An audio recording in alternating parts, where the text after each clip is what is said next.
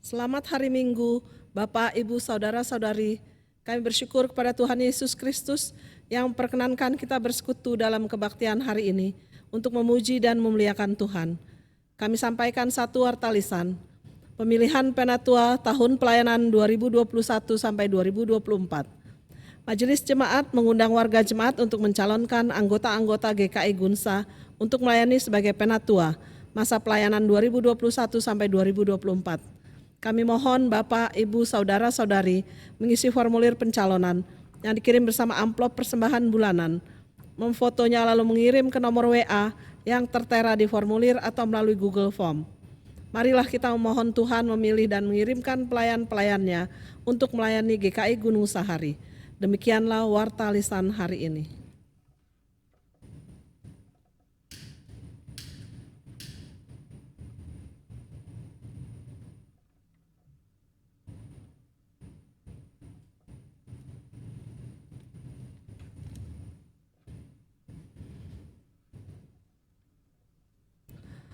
Umat yang dikasihi Tuhan, mari kita masuki kebaktian pada hari ini dengan rasa syukur kepada Allah.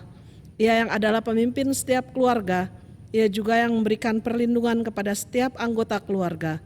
Marilah kita bangkit berdiri, mari kita menaikkan pujian bagi Allah yang kasih-Nya tak terbatas.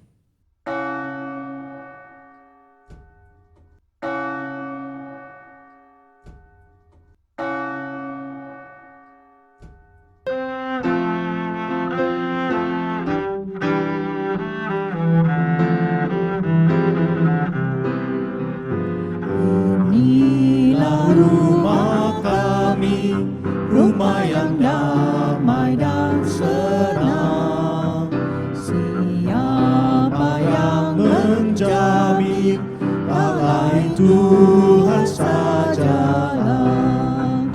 Alangkah baik dan indah jikalau Tuhan beserta.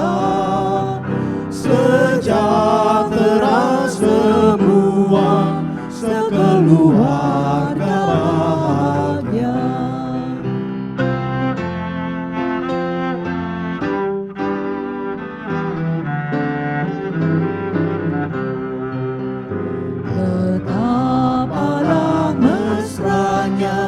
Ayah dan ibu contohnya, semua anak-anak ikut teladan indahnya. Alangkah baik dan indah jikalau Tuhan beserta. Sejahtera semua, sekeluarga bahagia.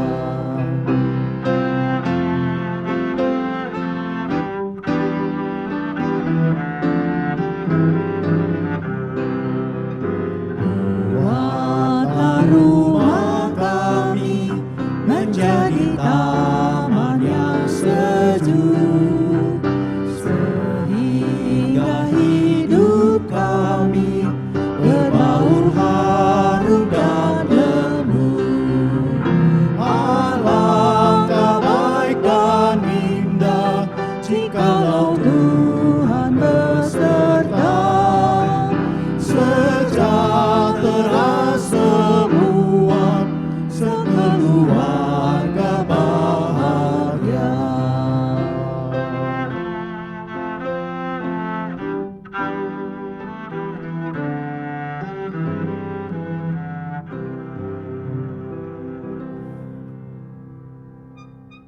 Umat yang dikasihi Tuhan, mari kita memulai ibadah kita pada hari ini dengan sebuah pengakuan bahwa pertolongan kita datang dari Allah Bapa Pencipta langit dan bumi yang tidak pernah meninggalkan perbuatan tangannya.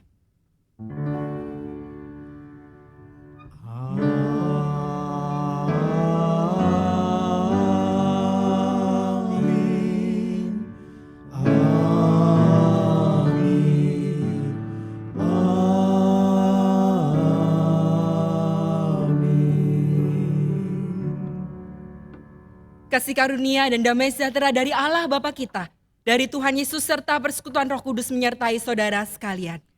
dan beserta denganmu juga. Silakan duduk.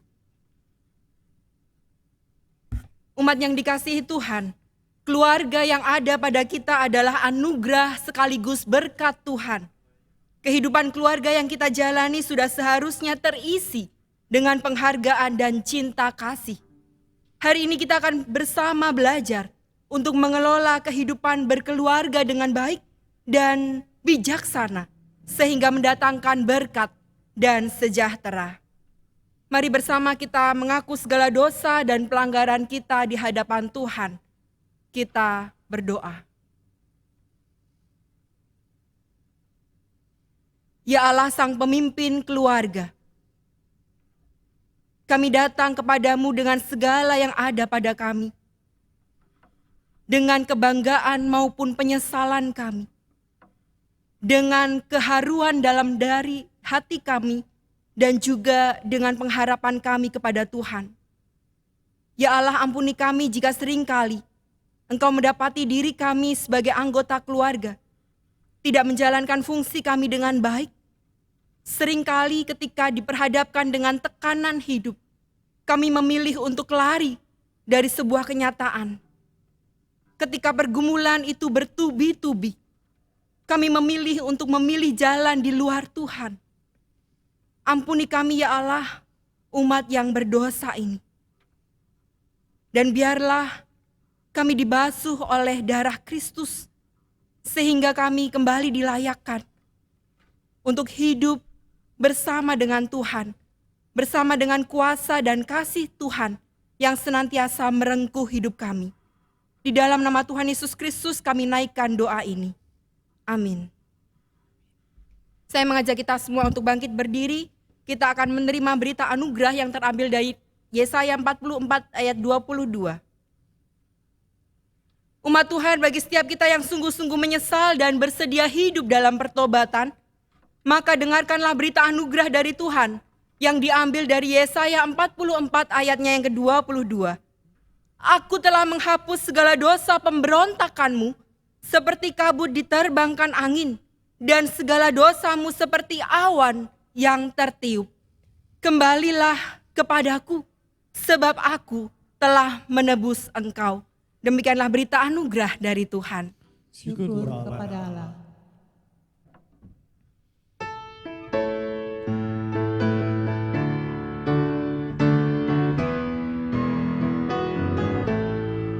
Syukur padamu ya Allah atas segala rahmat-Mu.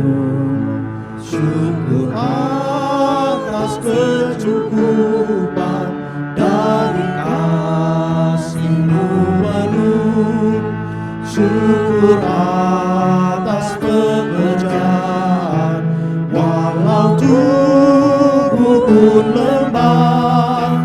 Syukur atas kasih sayang dari sanak dan teman.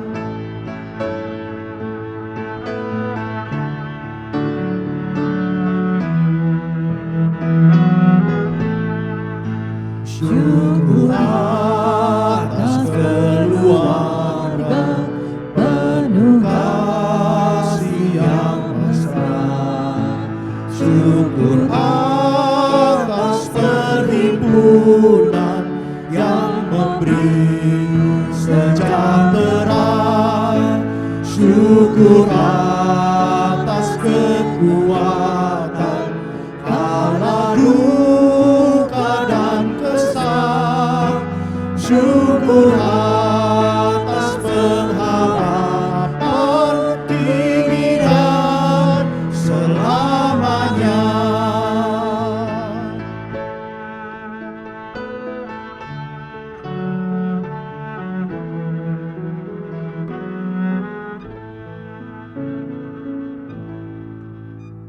Silakan duduk.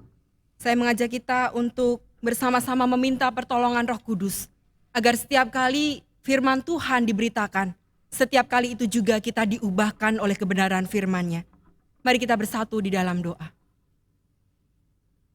Segala syukur hanya bagi Tuhan yang memelihara kehidupan kami. Bahkan ketika kami sampai di titik ini, bersama dengan keluarga kami, bersama dengan orang-orang yang kami kasihi, itu semua karena kasih karunia dan anugerah Tuhan, bukan karena kuat dan gagah kami. Sungguh kami terharu ketika kami melihat dan mengingat semua kebaikan Tuhan dalam hidup kami. Tidak pernah kami dapat menghitungnya satu persatu, sebab terlalu banyak, jauh lebih dari apa yang kami pikirkan dan doakan. Ya Allah, sekarang kami hendak duduk diam di sekitar firman-Mu. Kiranya firman-Mu meneguhkan kami, memberikan kepada kami kekuatan yang baru, menghibur kami, sehingga setiap keluarga yang hampir saja putus asa, kembali memperoleh kekuatan dari Tuhan. Bersamalah dengan kami ya Allah, berbicaralah, sebab kami sungguh ingin mendengar, dan bahkan melakukan dalam hidup kami sehari-hari. Di dalam nama Tuhan Yesus Kristus, kami berdoa, mengucap syukur, dan senantiasa berpengharapan. Amin. Saya mengundang kita untuk bangkit berdiri, kita akan membaca bagian firman Tuhan dari Matius pasalnya yang ke-22, ayatnya yang ke-15 sampai dengan 22.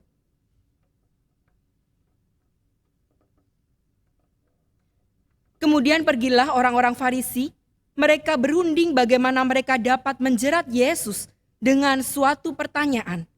Mereka menyuruh murid-murid mereka bersama-sama orang-orang Herodian bertanya kepadanya, "Guru, kami tahu engkau adalah seorang yang jujur dan dengan jujur mengajar jalan Allah dan engkau tidak takut kepada siapapun juga, sebab engkau tidak mencari muka.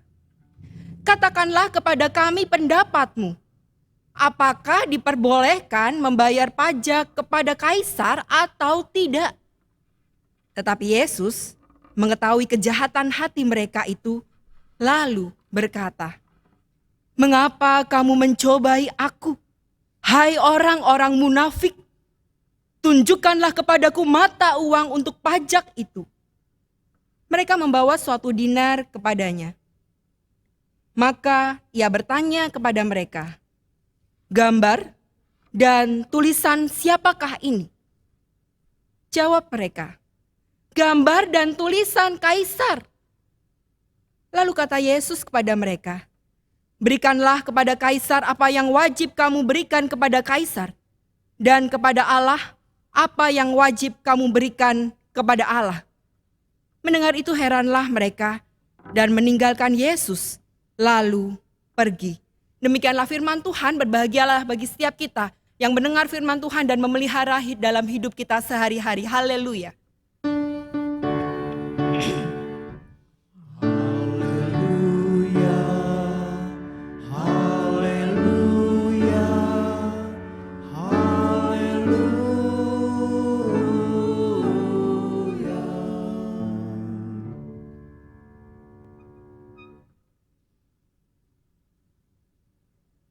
Bapak Ibu yang terkasih dalam Tuhan Yesus Kristus, hari ini kita kembali berjumpa dalam tema tentang keluarga.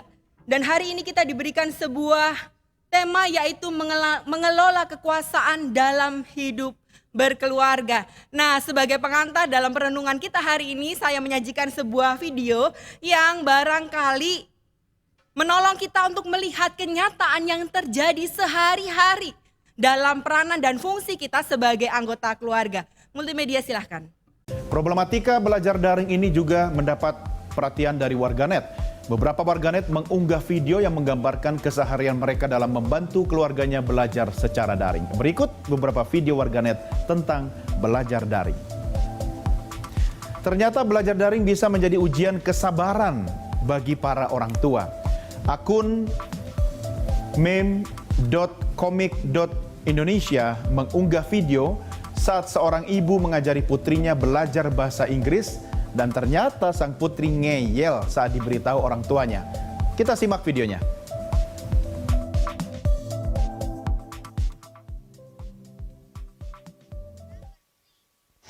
This is Justin. Ini cowok loh. Lihat mama. This is Justin.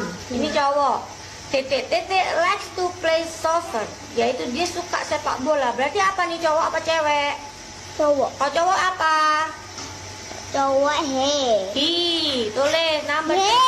Hi. Ini loh he. Iya, bacanya hi. Ya, kalau yang ini pemirsa menggambarkan bagaimana susahnya anak-anak fokus belajar. Saat anak-anak menangis, maka mood untuk belajar pun hilang ambiar.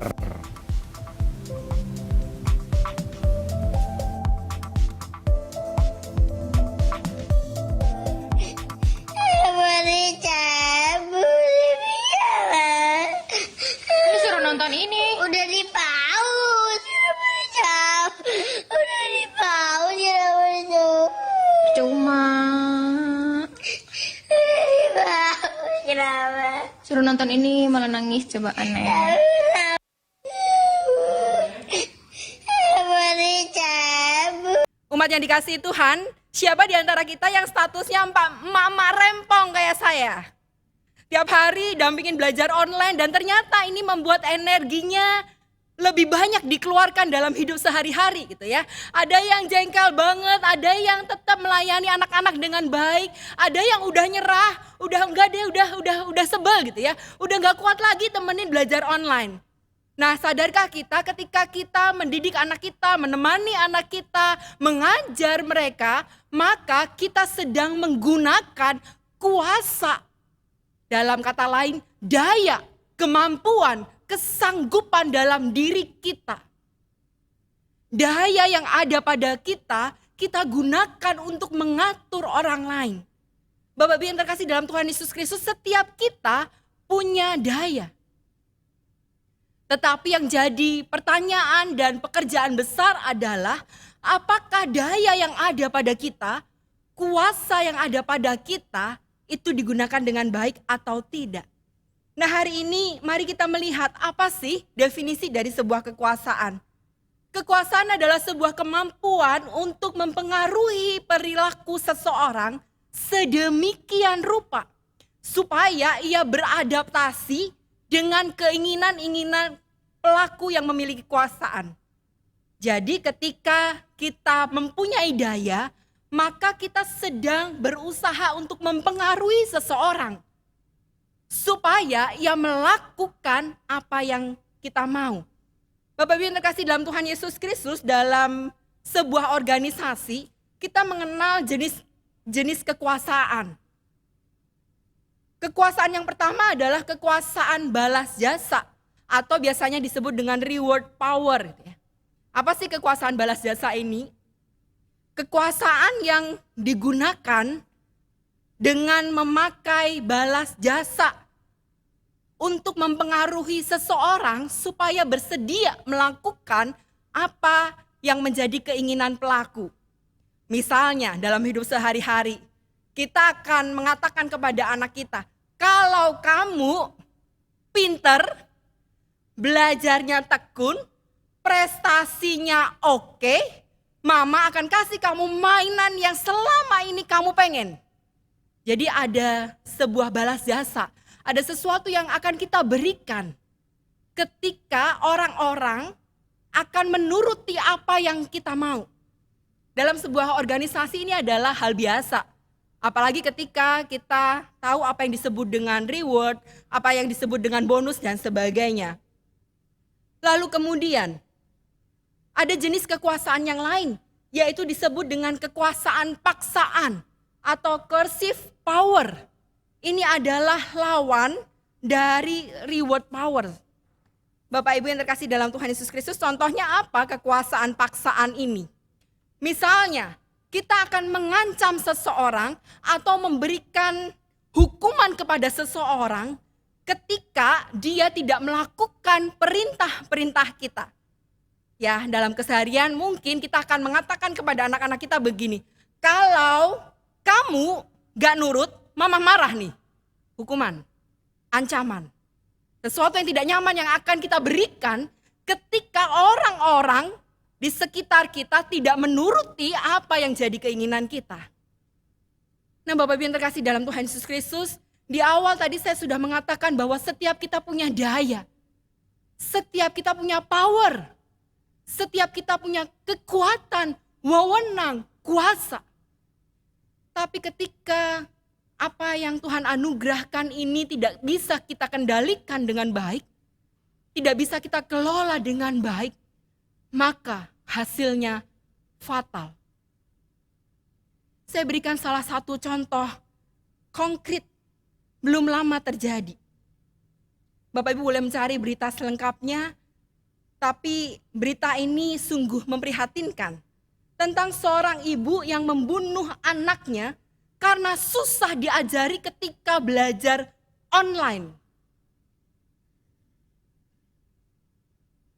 Ternyata banyak dari antara kita yang tidak siap untuk menjadi guru di rumah kan.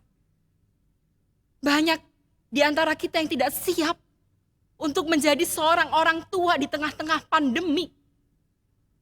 Mungkin kita bisa bilang, masa sih segitunya? Kok ya tega banget? Seorang ibu loh. Gak mungkin lah ngelakuin itu. Loh gimana gak mungkin? Ada kok faktanya.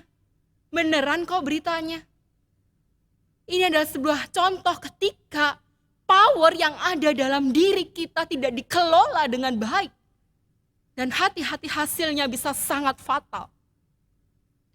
Oleh karena itu berdasarkan Matius 22 ayat 15 sampai dengan 22 yang tadi kita baca bersama. Kita hendak menggumuli bagian firman Tuhan. Bagaimana seharusnya kekuasaan itu dikelola dengan sangat baik. Yang pertama, saya mengajak kita untuk fokus pada tugas dan tanggung jawab yang ada dalam setiap masing-masing kita. Bapak Ibu yang terkasih dalam Tuhan Yesus Kristus, lihat apa yang terjadi. Dalam ayatnya yang pertama Matius pasal 22. Di sana dikatakan kemudian pergilah orang-orang Farisi, mereka berunding bagaimana mereka dapat menjerat Yesus dengan suatu pertanyaan. Bapak Ibu back to basic, lihat kembali siapa orang Farisi. Apa tugas dan wewenang mereka? Bukankah mereka adalah pemimpin agama Yahudi, belajar banyak Taurat, dan kemudian bertugas untuk menjadi penegak hukum Taurat. Bertugas untuk mengajarkan banyak orang tentang Taurat. Itu kan fungsi utama. Tapi kita lihat, mereka jadi orang-orang yang kalau anak muda bilangnya galfok. Gagal fokus. Yang harusnya ngerjain A, sekarang jadi ngerjain B. Yang harusnya belajar banyak tentang hukum Taurat, dan kemudian menegakkan hukum tersebut, lalu kemudian apa yang kita lihat dalam bacaan kita? Mereka menjadi orang-orang yang kemudian mencoba untuk mencobai Yesus. Mencoba kasih jebakan Batman sama Yesus. Lihat, kalau kita tidak on track, berada pada jalur yang semestinya, kekuasaan kita akan sia-sia. Dan apa yang ada pada kita bisa jadi tidak menjadi berkat bagi banyak orang. Oleh karena itu mari lihat profil diri kita. Kalau tadi saya mengajak kita untuk melihat profilnya orang Farisi, mari lihat profil diri kita, siapa diri kita. Bukankah kita adalah orang-orang yang mengaku anak Tuhan? Bukankah kita adalah orang-orang yang diutus oleh Tuhan untuk melakukan sebuah tugas yang mulia? Salah satunya adalah mengusahakan kehidupan keluarga dengan baik. Tapi lihat, seberapa banyak kita sudah melenceng dari tugas ini. Yang seharusnya kita mengusahakan kehidupan keluarga dengan baik, dalam suka dan duka katanya. Tapi barangkali bagian ini juga tidak terjadi. Kita sibuk dengan hal-hal yang lain. Kita sibuk mengurusi hal-hal yang sebetulnya bukan menjadi bagian dari kekuasaan kita. Oleh karena itu mari hari ini jangan sampai gagal fokus. Lihat kembali apa yang Tuhan sebetulnya sudah tugaskan untuk kita kerjakan bersama. Bagian yang kedua, Bapak Ibu yang terkasih dalam Tuhan Yesus Kristus, saya mengajak kita untuk memahami bahwa sebuah kuasa tidak pernah boleh ditumpangi oleh sebuah kemunafikan. Di ayatnya yang ke-16 kita akan melihat bagaimana orang-orang Farisi sebelum melakukan penjebakan, mereka terlebih dahulu memuji Yesus. Lihat apa yang mereka katakan. Engkau adalah seorang yang jujur dan dengan jujur mengajar jalan Allah. Dan engkau tidak takut kepada siapapun juga, sebab engkau tidak mencari muka. Ada sesuatu yang berbau busuk ketika mereka memuji Yesus. Ada sesuatu yang sangat tidak terpuji ketika mereka memuji Yesus. Kemunafikan yang berikutnya akan terlihat ketika orang-orang Farisi menggandeng orang-orang Herodian.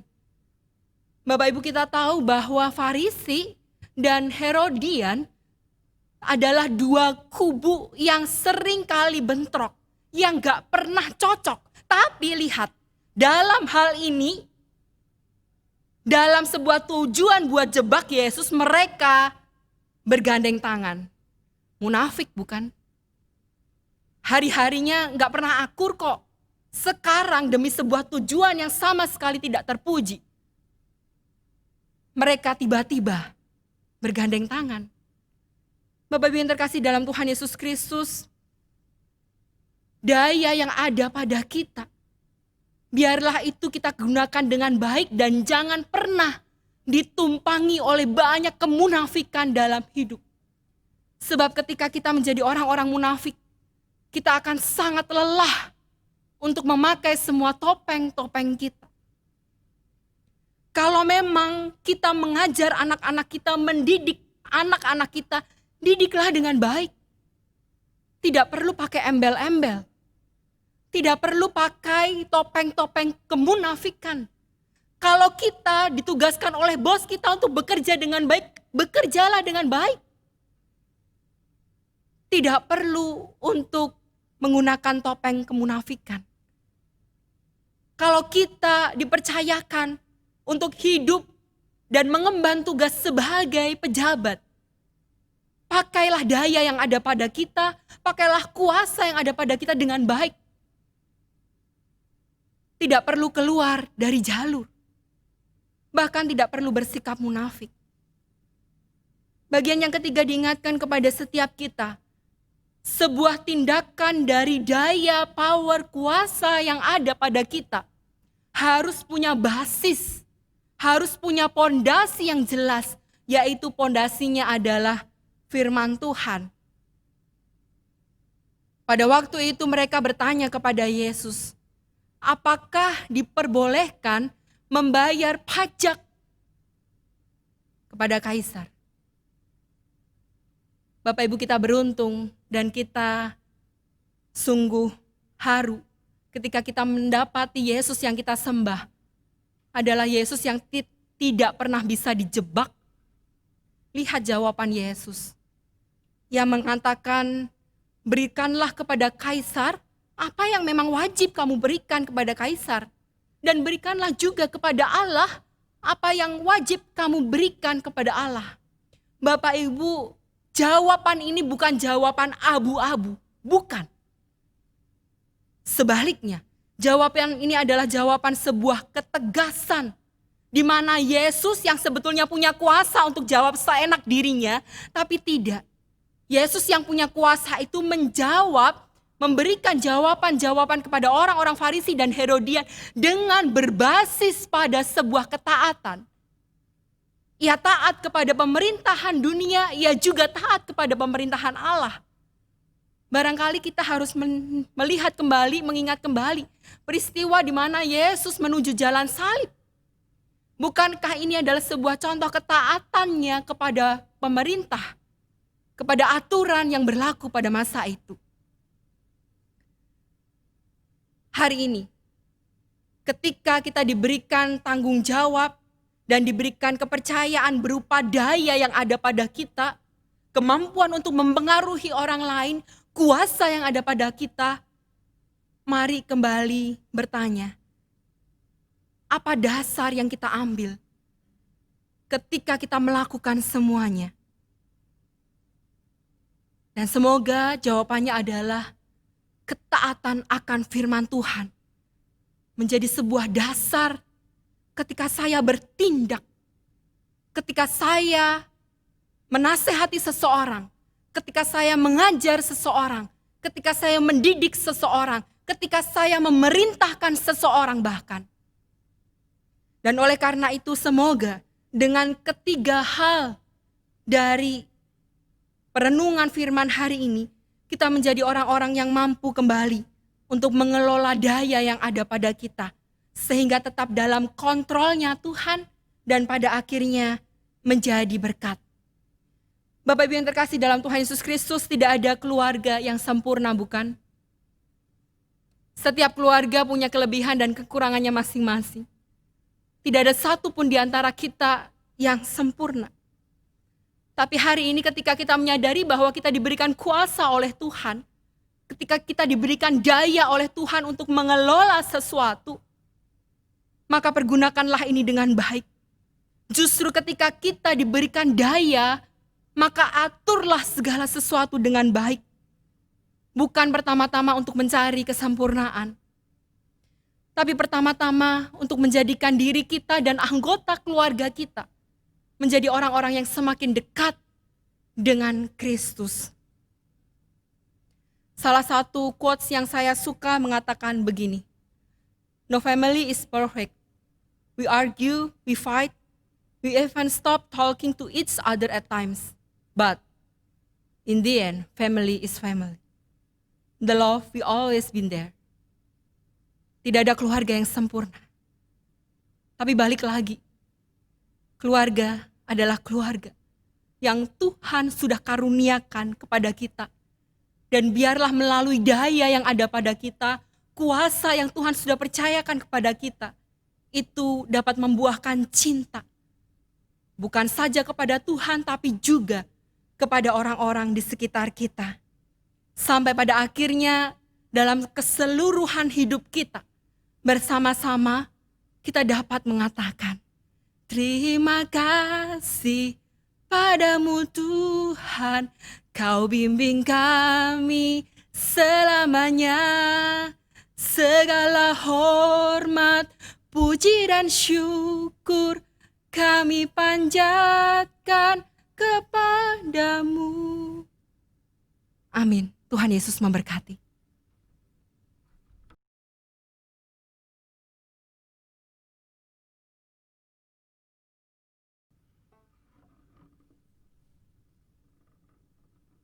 Bersama dengan gereja di segala abad dan tempat, marilah kita mengikrarkan pengakuan iman percaya kita, seturut dengan pengakuan iman rasuli.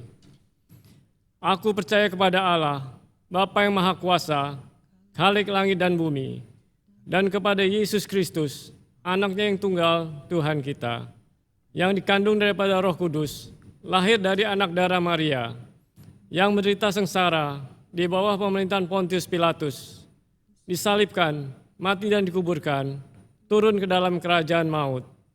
Pada hari yang ketiga, bangkit pula dari antara orang mati, naik ke surga, duduk di sebelah kanan Allah, Bapa yang Maha Kuasa. Dan dari sana ia akan datang untuk menghakimi orang yang hidup dan yang mati. Aku percaya kepada Roh Kudus, gereja yang kudus dan am, persekutuan orang kudus, pengampunan dosa, kebangkitan orang mati, dan hidup yang kekal. Amin. Bapak Ibu, mari kita bersatu di dalam doa syafaat. Kita berdoa. Di dalam keyakinan akan kasih setia dan pertolongan Tuhan, kami datang kepadamu.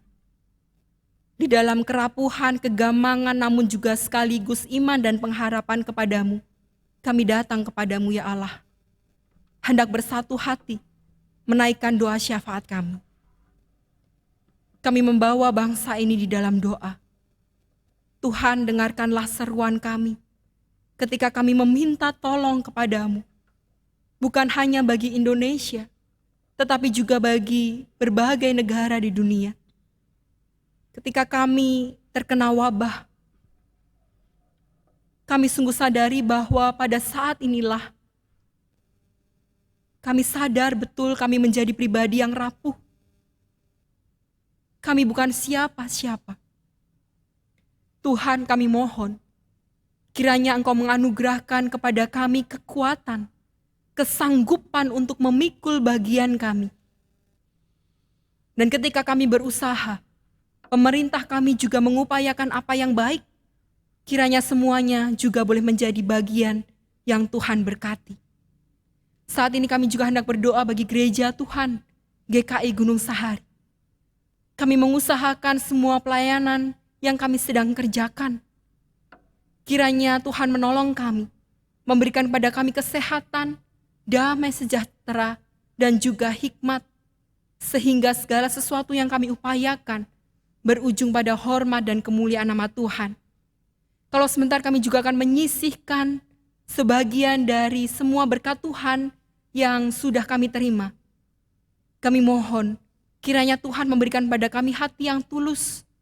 Tuhan memberikan kami hati yang mampu untuk memberi dengan ikhlas, sehingga kami dapat mempersembahkan persembahan yang terbaik hanya bagi Tuhan dan gerejanya. Saat ini kami juga hendak berdoa bagi setiap keluarga yang sedang bergumul, bagi setiap relasi yang sedang hancur. Tuhan, kami mohon, kiranya kasih setia-Mu menaungi setiap mereka. Dan kiranya kebijaksanaanlah yang senantiasa ada pada mereka, sehingga mereka boleh menyelesaikan semua persoalan dalam rengkuhan tangan kasih setia Tuhan.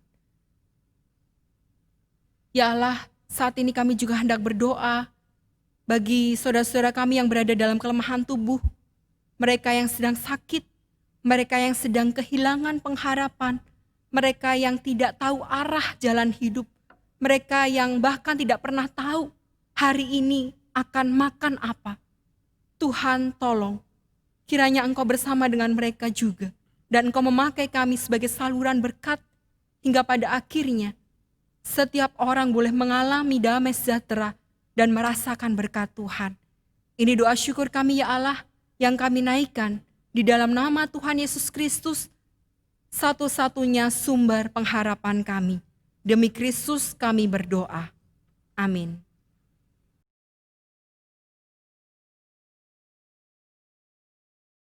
Umat Tuhan, mari menaikkan syukur kita kepada Dia, Sang Sumber segala berkat. Pada saat ini, kita akan menyerahkan persembahan bagi Tuhan, sambil mengingat firman-Nya dalam Mazmur 50 ayat 23. Siapa yang mempersembahkan syukur sebagai korban, ia memuliakan aku.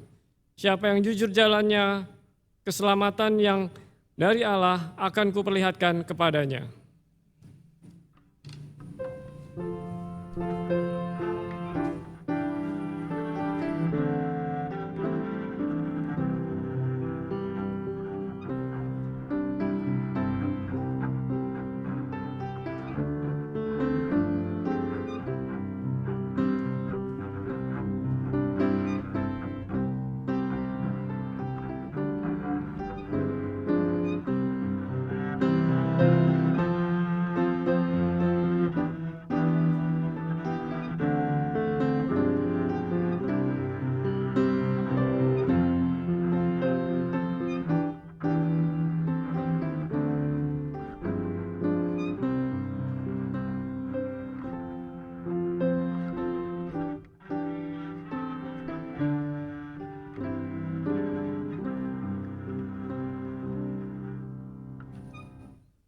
Mari kita berdoa.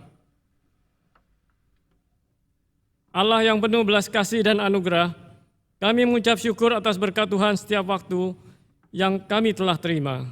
Kami mengucap syukur atas keluarga yang Tuhan anugerahkan kepada kami. Di tengah himpitan, kesulitan, dan kegagaman hidup, Engkau sekali-sekali tidak pernah meninggalkan kami. Sekarang kami persembahkan persembahan terbaik dari ketulusan hati kami. Kiranya apa yang kami berikan menyenangkan hati-Mu dan menjadi berkat bagi banyak orang. Ini doa syukur kami. Dalam nama Tuhan Yesus kami berdoa. Amin.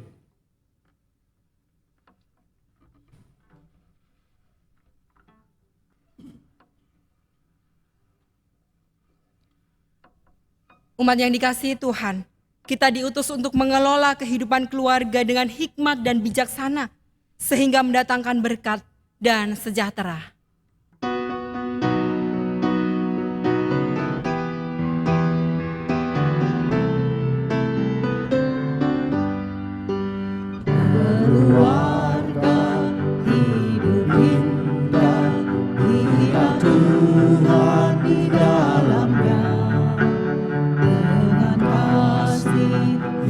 sempurna, Tuhan pimpin langkahnya. Terima kasih padamu Tuhan, Kau bimbing kami selamanya. Segala hormat, puji dan syukur kami panjatkan kepadamu.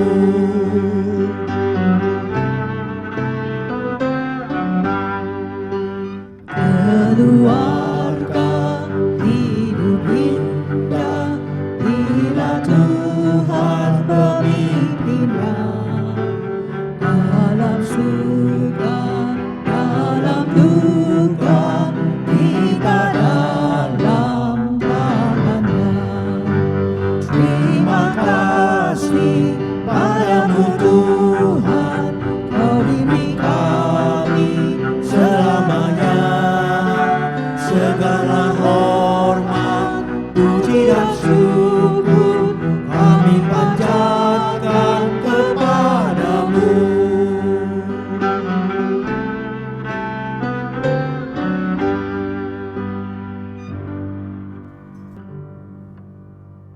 Umat yang dikasihi Tuhan, sekarang arahkanlah hatimu kepada Tuhan Sang Pemimpin keluarga.